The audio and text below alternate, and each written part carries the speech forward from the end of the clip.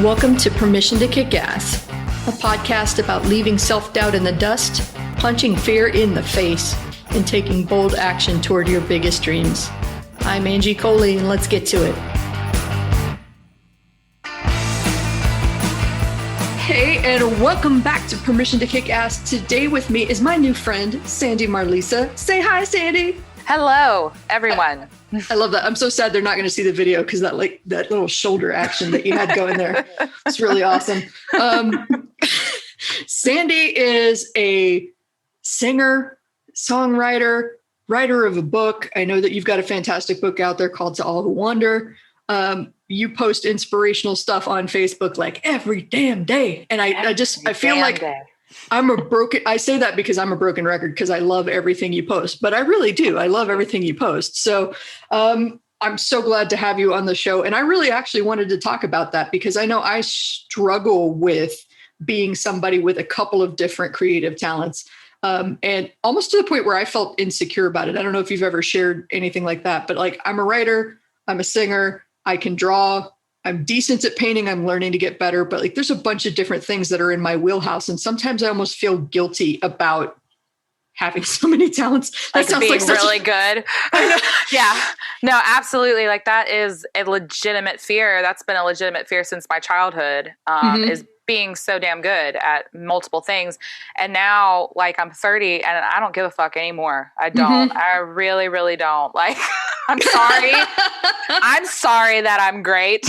You know, like what are you supposed to say to that at that point, you know? And, you know, people think that sounds really arrogant sometimes, but like my big thing was defining what confidence and arrogance is to me. And arrogance is talking a big game, you can't back it up. And confidence is you've already won the damn game. You're just existing as the victor, you know? And that's kind of where I'm at now. And so like, I just don't apologize for it anymore. And honestly, it makes other people uncomfortable when you apologize for being good, you know? It really does. Like I recognized that like moving through life, how uncomfortable I made other people feel by playing small. And now that I'm starting to, and I am not perfect at it, but I'm starting to inhabit the fullness of who I am as a person, it's amazing how much more confident I make other people feel to be in my presence because I'm not asking them to apologize for it either.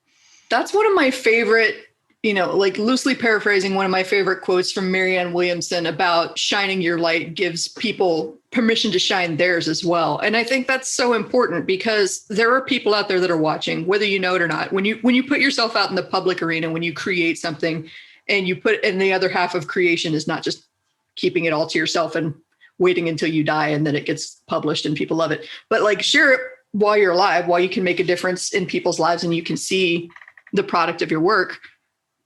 People are watching that. And if you kind of backtrack, like you were talking about, where it's like, you've created all this amazing stuff. You've clearly put a ton of time and effort and even like emotion for a lot of us into creating this thing.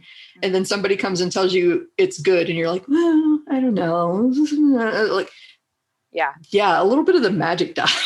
Yes. It makes people feel extremely uncomfortable when you start apologizing for it. And that's kind of like, because I'm a person that wants to make people feel good. And like that's, you know, I want to make people feel like they can be powerful.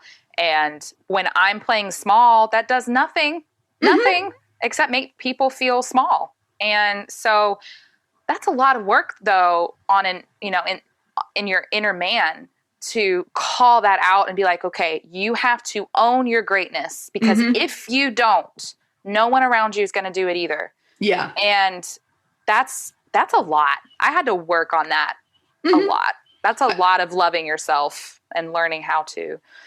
Yeah, for sure. I think especially in American culture here, we have that, I don't know, this idea that if you follow all the steps and you keep your head down, you work really hard, that eventually someone is going to come along and shine the spotlight on you and recognize you for your talents and your capabilities and give you permission to step up. And that's almost the impetus behind this podcast. Like you don't actually need permission, hence the irony of the name, but I'm giving you permission in case you're waiting for it.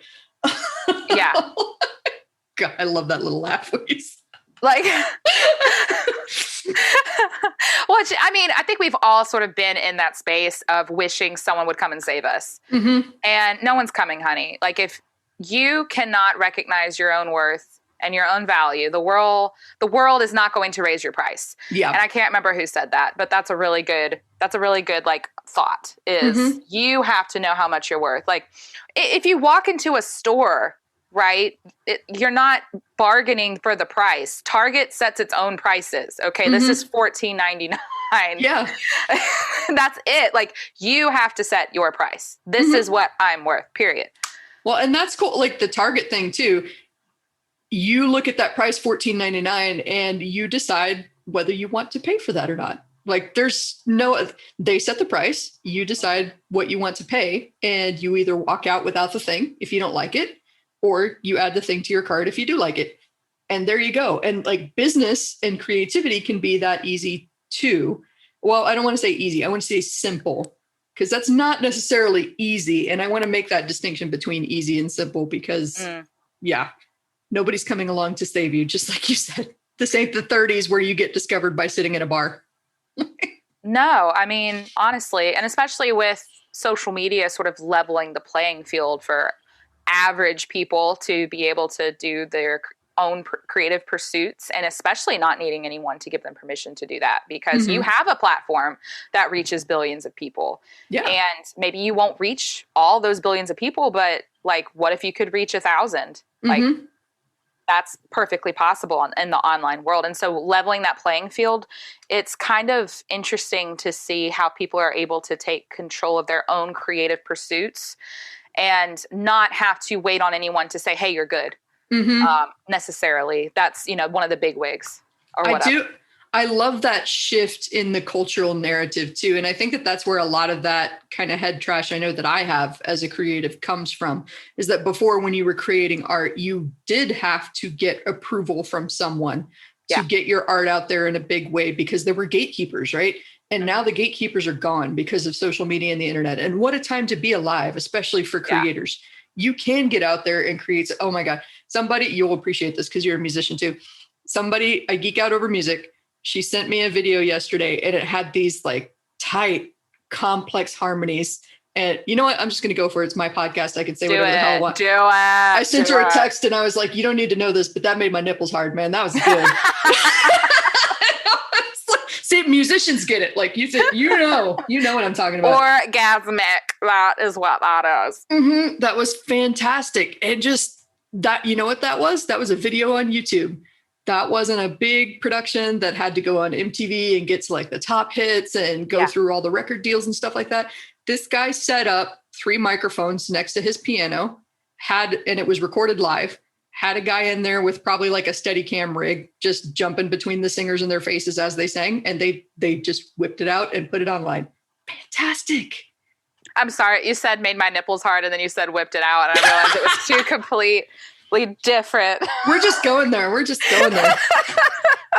I'm probably like my last episode that I recorded, because I record a couple different episodes a day. We were talking about her past experience researching cock rings. So it's probably already like a mindset thing that I'm carrying over. That's it. You never know what we're going to talk about on this podcast. Could it be cock rings? Could it be music? You never know. You don't know. So let's dig into this a little bit more, because I know that especially in the past year, I've seen you just explode onto the scene in a big way and really just embrace all of this creativity and all of this stuff that you have to share. Like, I'm just going to throw you into the lion's den there. Tell me about it. Thank you. Tell you about it.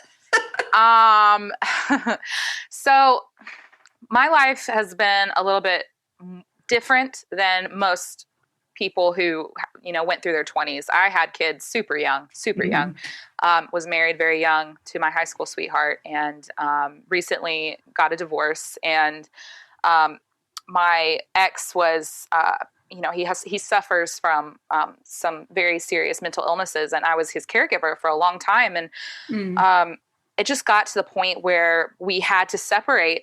And that separation and that realization of, oh my God, I have to separate from this person that I love so much, really just sent me on in a spiral of self-discovery and like, what am I doing? Like, why don't I do music anymore? Like, why am I like this? Like, what happened?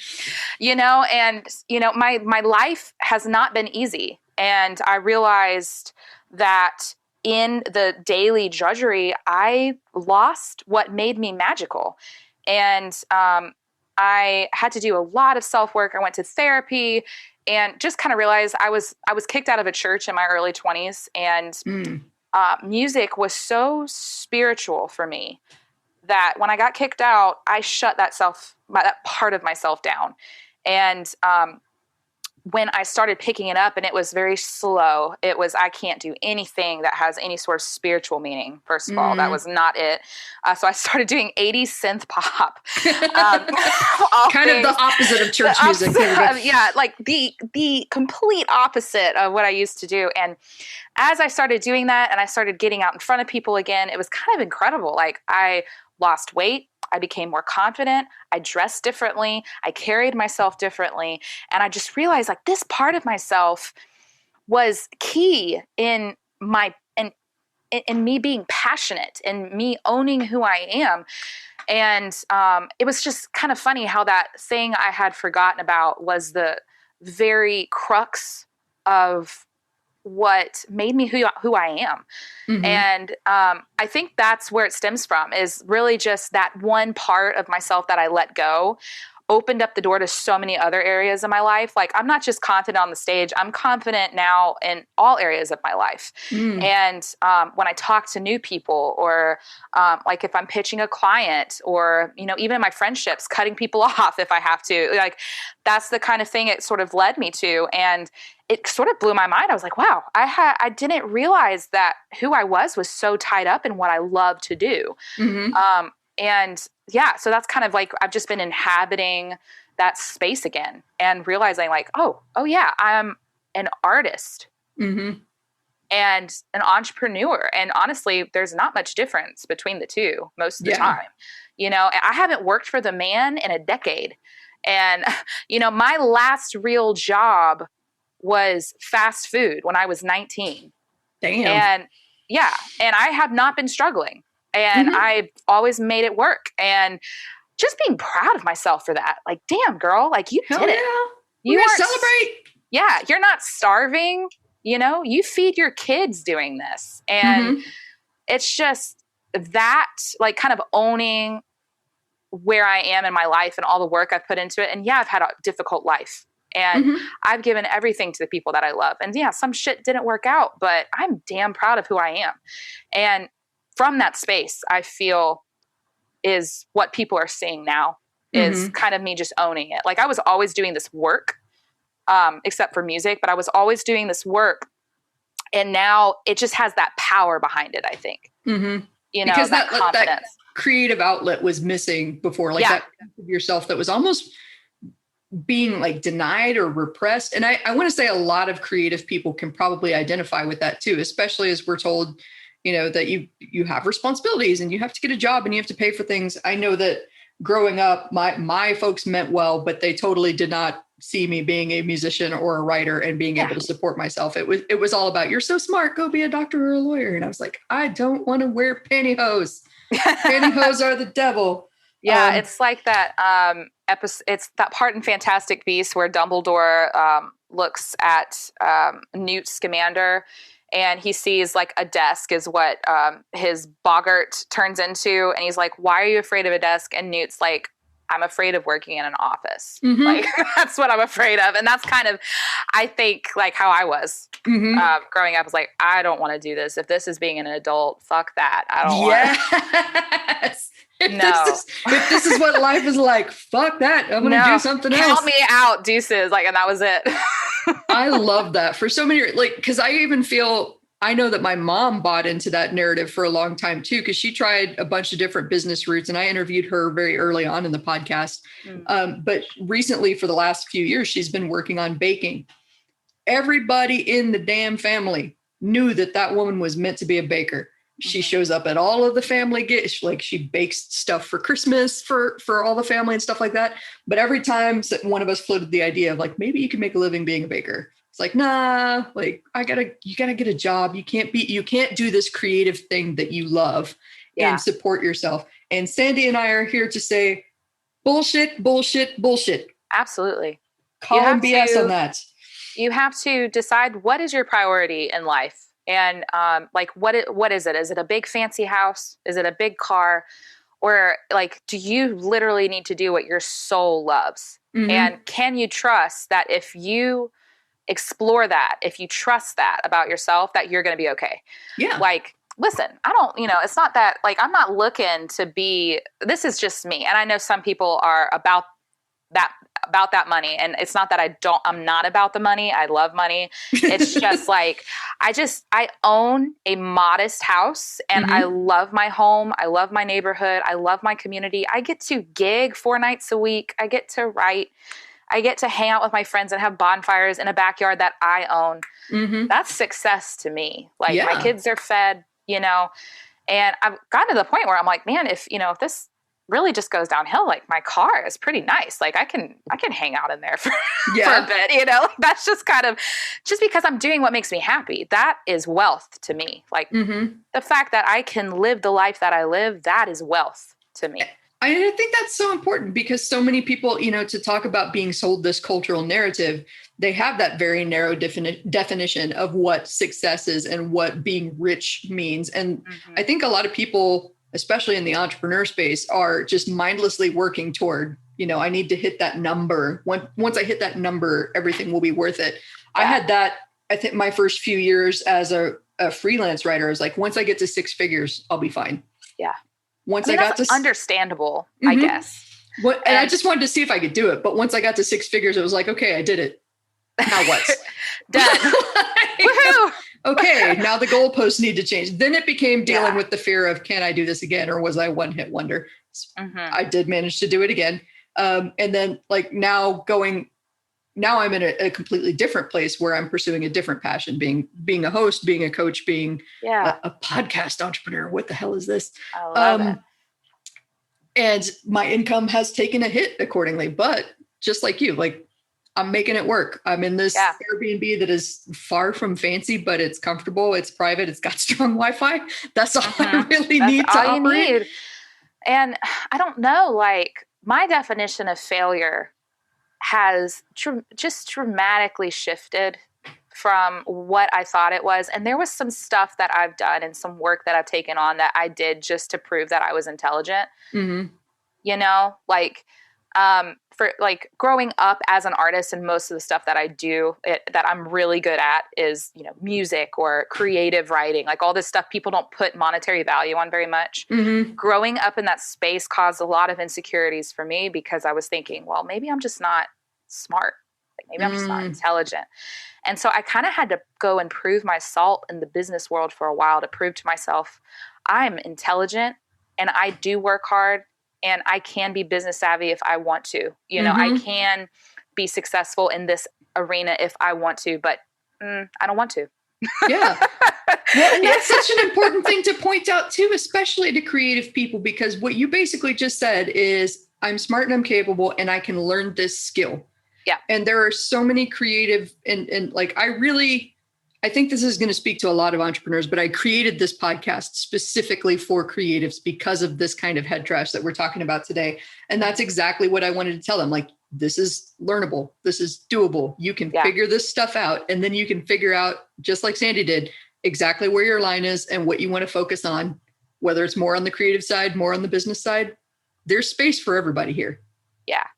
Learning the business skills has helped me so much in my more creative pursuits. And I think it has given me an edge as far as being a creative, because a lot of creatives that I meet, and I love them so much, but they are the most dramatic, the most egotistical, up in the clouds people sometimes, and they've never learned how to have their feet on the ground. And because of that, they think that every challenge that they're met with is like the end of the world. And instead of a problem that is perfectly capable of being solved. And so I think being in that space and learning the business skills has really empowered me to be a better creative. Like, it's not my number one favorite aspect of it, but I don't, lay down and die when I'm met with a challenge that has to do with, being booked or working with difficult people or, getting into a new venue or, having those business calls. And I think that is something I think most creatives would benefit from, because being in this space, most people don't start out with a manager or a booker. Like, you have to handle that stuff on your own. You have to have those business conversations with bar owners. Like, why should I hire you? Why should I pay you this price when I'm paying this other dude this price? Well, because I'm better. or well, because I bring in more people, or, giving those reasons. So anyway, I think it all ties in together if you're patient enough to learn those skills like you were talking about. Absolutely. And I'm glad that you said that too, because I think the difference between the dramatic creatives and like you and I are creatives too, and we're perfectly rational, but very passionate people. And I'm so glad that you said that, like, it's a problem to be solved. It's not the end of the world, because hey guys, bad news. I'm about to rain on your parade here. You're going to have to solve problems every day for the rest of your damn life. Until the day you die, you will have problems to solve. There is no magical finish line into Happy Lands, where once you've done all of the hard work and you've achieved all the things, it's smooth sailing from here. The good news is that if you're smart about the problems that you tackle now, especially like turning your art into a business, you can create better problems that are less terrifying. Like, your problem becomes, oh, do I need to hire someone versus, oh, do I have to live in my car? It's different problems. Yeah, exactly. Different problems, different levels of problems. But there's still problems. And, that ties into, I think, another fear that I've heard a lot of creatives say, which is that if I turn this into a business, I don't think I'm going to love it anymore. So they always have this starving artist, I can't make money off this. This has to be my hobby or I won't love it kind of thing. And I don't know about you, but when I started writing for a living and getting paid for it, I loved it even more. Woohoo! Yeah, I'm getting freaking paid for this. And I think as well, well, this kind of goes into the not having to decide a niche thing. I believe, because I'm kind of like that too. As soon as I give myself a target, I'm afraid I'm going to get bored, because I am someone who likes to wake up and let the day come to me. Like, I'm a stream of consciousness writer. So when I sit down, I don't know what I'm going to write about. I just write about whatever. And it comes out the way that it comes out. And so there is that fear to me about putting up those barriers around your creativity. But what I have found is probably the only foolproof system, if you are like that, if you have that mentality, is to invest in your community, invest in your people, because then they'll love every single thing that you do. And you don't have to pinpoint yourself or, corner yourself into anything. Like, I went from just writing essays on Facebook, and people loved what I wrote and they loved my book. And I'm not talking about millions of people here, guys. I'm talking about, 5,000 people that I interact with and online. But I made that shift to music, and now they're showing up to my shows. The same people who were reading my stuff are showing up to my shows, not because, they were focused on one specific thing that I produced, but because they love me. They love me. And that's something we don't really talk about a lot is, another kind of wealth is social capital. Yeah. If you invest in your people, if you show them, kindness, if you improve their lives in some respect, they will become loyal to you, not to what you produce necessarily. They'll love what you produce, but whatever you want to do, wherever you go, they'll follow you. Yeah. I think that's important as a creative is so many people get so bogged down in the work that they forget about the people that are paying or, desiring to consume their creation. Yeah. And people that respect it because they don't know how to do it too. Like they want you as part of their life because they want that art and that music, and they don't know how to do it themselves. And maybe even they're too scared to try. So to bring it back around to giving them permission to even try, just by doing you and being you. And I'm so glad you mentioned that, because that kind of circles back to what you said, which is also smart, about being able to go to a musical gig and say, why me, versus just, you know, creating for creation's sake and then hoping someone spotlights you and says, this is why this person is great. Like sometimes, actually a lot of times, especially in business, you have to be able to shine this mirror on yourself. And a lot of times when we look in this mirror, it's very warped. It's very, you're a piece of shit. Here's the reasons why you suck compared to all these other people. Like it's a distorted mirror when you're looking at yourself. And so that's why I think you have to, just like you said, surround yourself with people, get out there, interact, put your work out there, be you. And then that way they can help you look into a more loving mirror. One that reflects more of the truth back at you of who you are. Listen to what they're saying about you. And believe them. Yes. That's why this podcast exists. That's actually a funny story too, because I was on stage at a couple of events when I ran the team for this big marketing guru, and he had me breaking down copy and writing sales materials live on stage. And people were coming back to the back of the room when I got off stage and telling me, somebody comes up to me one day and he says, you have a great voice. You should have a podcast. And I was like, what the hell are you smoking? My voice is all wrong. And like, I hear these other people like, no, well, thank you for the information. I appreciate it. Have a nice day. Then it happened again. And suddenly my brain went, these people don't know each other, and they have nothing to gain from telling me this. There's nothing in it for them to come and say, you should have a podcast. I would listen to you on a podcast. So that was when it really kind of, the switch flipped for me, because I recognized there's all these independent people telling me that they want this thing from me. Who am I to tell them, no, you're wrong. I'm not going to do this. No. Yeah.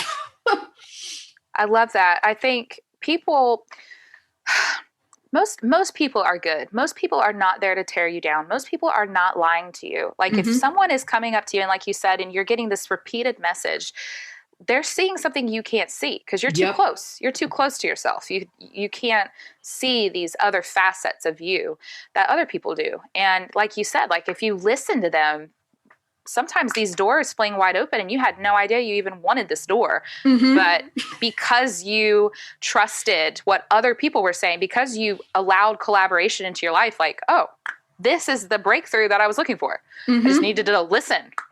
Yes. Imagine that. Well, and then like the funny thing with starting it too, is I had all these fears of, you know, I'm not going to get 5 guests. And then I got 5 guests. I don't know if I'm going to get 10. Then when I got 10, and suddenly in 3 months, I literally filled up the entire year with guests, people that want to come on the show.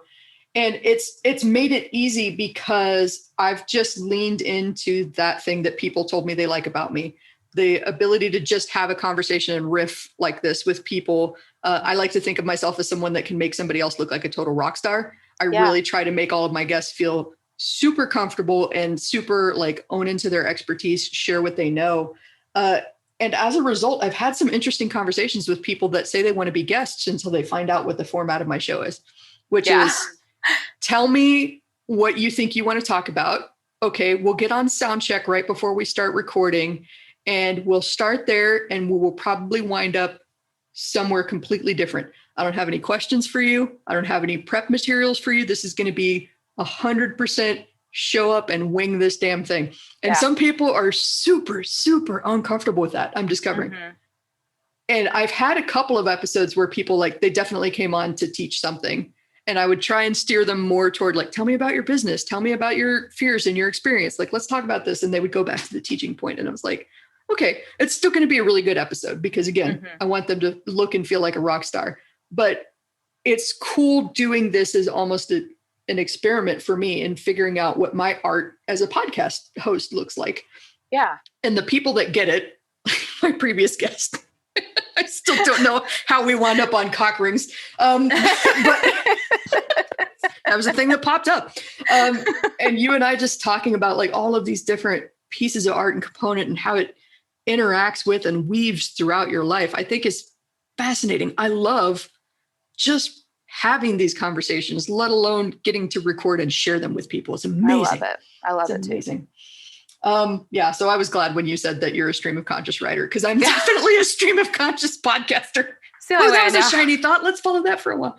My bandmate, gosh, it drives him absolutely up the wall. I'm a person that doesn't like to do the same song the same way twice. Mm-hmm. It gets boring, man. Yeah. Like, so boring. Like, I want to try different riffs. I want to sing this chorus 3 times instead of 2. Mm-hmm. You know? But he's so good. He works with me. Like, he knows, like, just eye contact, like where I'm going. Mm-hmm. And that's just kind of proof, like, you have to own who you are as a person, because the right people that need to work with you and need to be in your life, they're going to get it. Yes. They just are. And they really are. And I mean, you know, to double on that, or to pile on that, I guess, I don't know where I'm going with that, but I had a blues band for several years, and I loved it for that same reason, because we had hand signals, and, you know, we're musicians. So, you know, there's a way that you talk to the band when you're on stage. Watch for it next time. If you're at a show, you'll see them kind of talking to each other. And so I would signal, like, I want to do another verse. Nope. You're soloing. And like, we'll just have 5 solos back to back. I'm going to point at you and it's your turn to go. And I had so much fun with that. And then I auditioned for another band because I wanted to change, got a little bored. Who knew? Creatives. Yeah. You'll appreciate this. I auditioned for an 80s hair metal glam bands. Oh, that is so specific. I love it. I know. It's fantastic. And I got the gig, we're at practice one day. We're jamming out. We're having I think it was like Van Halen's Panama or something like that, having a hell of a time. And the guitarist stops and he looks at me and he goes, Angie, I think that riff goes like he corrected me. And I was like, I'm not David Lee Roth. Just like, newsflash, look at my chest. I'm clear. I don't have the right equipment to be David Lee Roth. And he's like, well, people come to our shows to hear their favorite songs, like their favorite bands play them. And I was like, people listen to records to hear their favorite bands play the songs the way they do. People come to shows because they just want to enjoy the music. And I don't think any single person is going to come to our show and expect Angie to sound like David Lee Roth. Yeah. I'm not him. Yeah. And so we actually wound up parting ways because of it. Cause I was like, I am not going to do this note perfect. Yeah. I'm not here to be your note perfect person. Like, I want this to be fun and engaging. And if we decide to do the same verse 4 times in a row because the crowd's really feeling it, hell yeah. Yeah. Yeah. Yeah. Hell yeah. I love that. I mean, that's exactly how it's just like cover bands, you know. I've talked to a few people and one of the biggest struggles of being somebody that plays covers is some people literally, because they've heard the song, you know, all their life, or, you know, it's such a well-known song, they don't know how to deviate from the original. Like, that's a struggle. Like, they just don't know how. Yeah. And so for me, like, I don't really listen to music that much. I know that shocks people constantly, but I'm a very quiet brain person. And I like the music that I write. That's just how I am. But so whenever I had to come up with 40 songs, you know, in 2.5 weeks for my first show with my acoustic act, and I like to do cover songs, listening to them 2 times, and then I bang it out. And it comes out the way it comes out, because if you listen to it so much to the point where you're trying to get it perfect, you're never going to be able to deviate from that. And I think, like, creativity kind of works that way a lot. This is a random tangent, but this is something I truly believe as a creative. I think sometimes creatives consume so much content that it infects the purity of their own creativity. Yes. Like, you start sounding like everybody else. And that's something I try to explain to my I say coworkers, but other people who are musicians. Like, I don't listen to other music too much because I'm a creator. My job in this world, in my opinion, is to create. And other people are the ones who do most of the consuming. Yeah. And that is not me. My job is to create the work. And that's what I enjoy doing. And in order for me to do that authentically in its most purest form, I don't consume a ton. And I think Gary Vee talks about this all the time. He's like, I want to get you guys to a point where you're not reading my stuff anymore. Interesting. I want to get you to a point where you're doing the work and not listening to my inspirational messages. Therapists tell you that. I'm trying to work myself out of the job. Yeah. Is kind of, and that's kind of where I approach that space is like, I know my role is to create. Anyway, that was a tangent, but that's something I'm super passionate about actually. It's totally applicable. And I'll tell you why, because like with the coaching that I do with people that are starting to do creative businesses, they want to start their own creative business just like this. They want to freelance or they want to create products, whatever it is. And that still applies because like as a coach, when I'm working with these entrepreneurs, I don't want them to hang around forever depending on me. I don't want to make their decisions for them. I want to teach them how to trust their own intuition, follow their own signals, trust in their own inner authority. Talk about confidence, right? Yeah. If you're depending on someone else to inform you what's good, what's bad, you don't have any kind of internal compass that you can follow. Whereas if you are putting yourself out there, trying new things, creating things, making mistakes, learning as you go, that inner authority goes, okay, yeah, this direction feels good based on stuff we've done in the past. I'm reasonably sure we can figure this out. And I think that's fantastic. I don't think that was a tangent at all. I'm glad we went there. Okay. I'm glad we went there. No, I think that's amazing. And so I have loved every minute of this. I could talk with you about music all day. I will send you that song that I mentioned earlier in the episode. Please do. You can geek out over it with me. Sandi, tell us a little bit more about where to find you online. You can find me at sandymarlisa.com, Sandi with an I. My site is down for maintenance right now, but it's going to look really cool when it's up. You can also purchase my book on Amazon, To All Who Wander. Just type that in and it'll pop up and it's pretty good. I think you'll enjoy it. If just the essays that I see you post on Facebook are any indication, I haven't bought the book, but I'm going to remedy that as soon as we finish recording. Yes. I promise you are going to love these essays. You're going to get something really, and if you're even the slightest bit creative, you're going to find some serious inspiration in those pages. So thank you so much for being on the show. I'm going to make sure that they have clickable links in the show notes, and we're going to do this again for sure. Thank you, Angie. I had fun. This was fun. So that is it. Another awesome episode of Permission to Kick Ass on the books. If you want to know more about the show, if you want to know more about me, Angie Coley, and the mission I'm on to help entrepreneurs punch fear in the face and do big, bold things, then head on over to permissiontokickass.com. That is all one word together, permissiontokickass.com. Make sure to sign up for my email list so that you know whenever there's a hot, fresh, and ready podcast episode out for you. And also on Mondays, I like to send out a little newsletter called Kick Monday's Ass. I'm sure you're totally surprised by that. So thank you for being here with me today. I'm Angie Coley. Make sure that you share this with a friend that needs to hear this message today. Like it, share it, comment wherever you're listening to this today, and let's go kick some ass.